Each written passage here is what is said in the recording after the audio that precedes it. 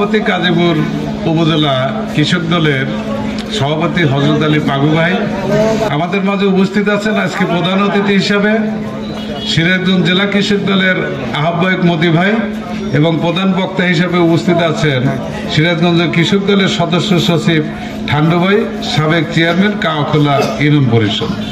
আরও উপস্থিত আছেন আমাদের মাঝে আমাদের কাজীপুরের আপনাদের কৃষক এবং মেহনতি মানুষের প্রাণপ্রিয় নেতা, আগামী সংসদ নির্বাচনে মনোনয়ন প্রত্যাশী কাজীপুর উপজেলা বিএনপির সংগ্রামী সভাপতি বড় ভাই সেলিম রেজা। উপস্থিত আছেন কাজীপুর উপজেলা বিএনপির নেতৃবৃন্দ, অঙ্গ সংগঠনের নেতৃবৃন্দ, কাজীপুর পৌরসভা বিএনপির নেতৃবৃন্দ এবং মঞ্চের সামনে উপস্থিত আছেন ডেকানির সর্বস্তরের জনগণ, বিশেষ করে কৃষক ভাইদের একাংশ। সবাইকে আমি কাজীপুর উপজেলা বিএনপির পক্ষ থেকে সংগ্রামী অভিনন্দন এবং সালাম জানাই। আসসালামু আলাইকুম। জিয়াউর রহমান সম্পর্কে একটি কথা বলব যে আমরা শহীদ জিয়ার আদর্শের সৈনিক। বিএনপি, কৃষক দল, স্বেচ্ছাসেবক দল, ছাত্র দল, তাঁতি দল, জেলে দল, শ্রমিক দল, যত দল আছে, ওলামা দল, সকল দলই তো হলো বিএনপির অঙ্গ সংগঠন বা সহযোগী সংগঠন। জিয়াউর রহমান সম্পর্কে শুধু আমাদের শহীদ প্রেসিডেন্ট জিয়াউর রহমান সম্পর্কে শুধু একটি কথা বলব। উনি প্রেসিডেন্ট হিসেবে বাংলাদেশে আসার পরে আপনার ওনার যে চিন্তা চেতনা ছিল, সেই চিন্তা চেতনা থেকে দুই তিনটি কথা শুধু আমি বলবো।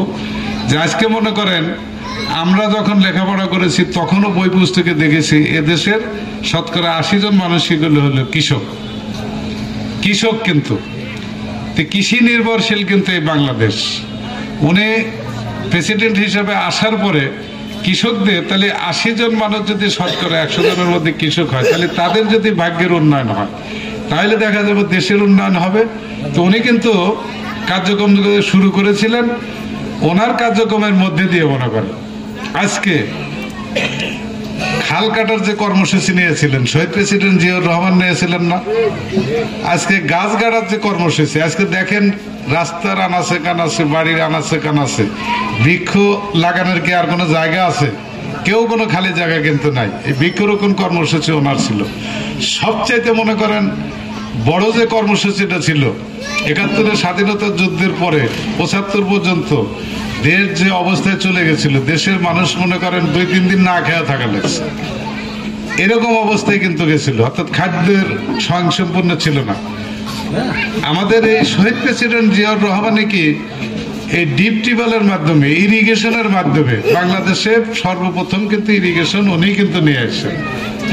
সেই ইরিগেশনের মধ্যে দিয়ে কিন্তু কৃষক ভাইয়েরা মনে করেন স্বয়ংসম্পূর্ণ এবং দেশ জাতি খাদ্যে কিন্তু স্বয়ংসম্পূর্ণ। ওনার এই ধরনের কর্মসূচি ছিল।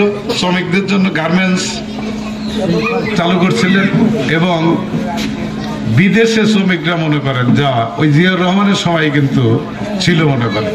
তো উনি কৃষক বান্ধব একজন নেতা ছিলেন এবং কৃষক যদি স্বয়ংসম্পূর্ণ হয় তাহলে খাদ্যের স্বয়ংসম্পূর্ণ হবে, শাক সবজি থেকে শুরু করে সকল কিছুতে স্বয়ংসম্পূর্ণ হবে। আমাদের সেই নেতা শহীদ প্রেসিডেন্ট জিয়াউর রহমান, আমরা তার আদর্শের দল করি।